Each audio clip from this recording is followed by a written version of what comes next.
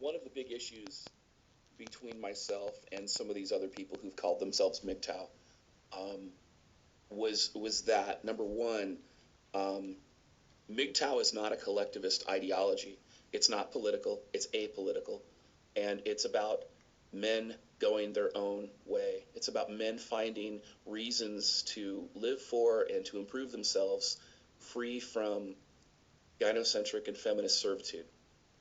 Not only is MGTOW a philosophy about men walking away from commitment, cohabitation, and marriage. It is a philosophy about what to live for as well. And again, it's not walking away because you can't get laid. It's not walking away because you're covered in Cheeto dust or anything like that. It's walking away because you don't want to be falsely accused of sexual assault. You don't want to be falsely accused of rape. You don't want to be divorce raped by a feminist family court that is completely biased against you. And you don't want to lose your property, your freedom, or your life as a result of these false allegations. And again, I document a lot of this stuff in my book. Another, again, popular chapter, chapter 5.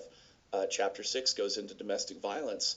And if you've watched some of my videos, there's my avoiding marriage is not enough. Talks about how the domestic violence, civil domestic violence restraining orders are destroying men's lives every day. And again, it's just there's just so much that's there. Now, the reason that I bring that up is because MGTOW is not a collectivist movement. We are not a group. We're not an MRA group for those that are listening or who may watch this video and they may not be part of the MGTOW community. The MGTOW is not they are a group of individuals living a lifestyle and practicing a philosophy. They are not they're not a collectivist group. They're not like an MRA group or an MRA movement. But there are people out there, and one of the most important tenets, to touch on this real quick, is one of the most important tenets and tactics is ghosting. In other words, avoidance. You don't stand and fight. You don't put a bullseye on your head. You lay low, you don't draw fire, and you move the fuck away. It's avoidance. It's non-confrontation. Now, that doesn't mean that you're a coward. That just means you're smart enough to know when you don't have to fight. And the problem is that there are people out there in every community who advocate for strife. They advocate for drama. They advocate for keeping the stress level high. One of the reasons that I don't watch InfoWars is because every time you watch Alex Jones, he delivers a message in a way that raises your blood pressure. He's there to stress you out.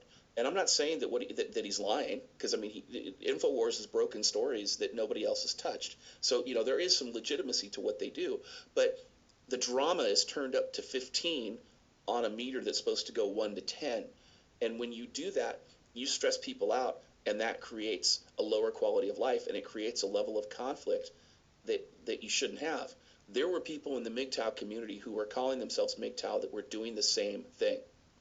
They were preaching that MGTOW is a war. They were saying it's us versus them. They were saying real recognizes real. And again, they were trying to create this collectivist group, sort of like a cult. I have real strong. Cult, hold on, I'm not done. I have real strong ethical problems with that. Don't tell me how to think. Don't tell me what to think. Give me the fucking information and let me think for myself and shut the fuck up. It's pretty fucking simple. And so when I see people that are trying to indoctrinate and trying to brainwash and then trying to take advantage of people, I have some serious ethical issues with that. And I don't give a shit what label you call yourself. You could be MGTOW, you could be feminist, you could be car salesman. I don't care. I live by a certain level of ethics.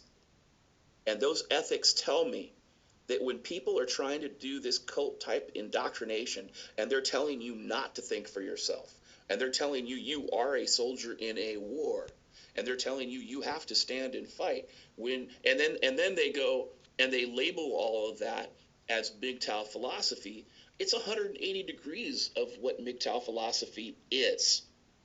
Now, let's add some more on top of that so that people can get a full perspective of exactly not only what I think, but why I think the way I do.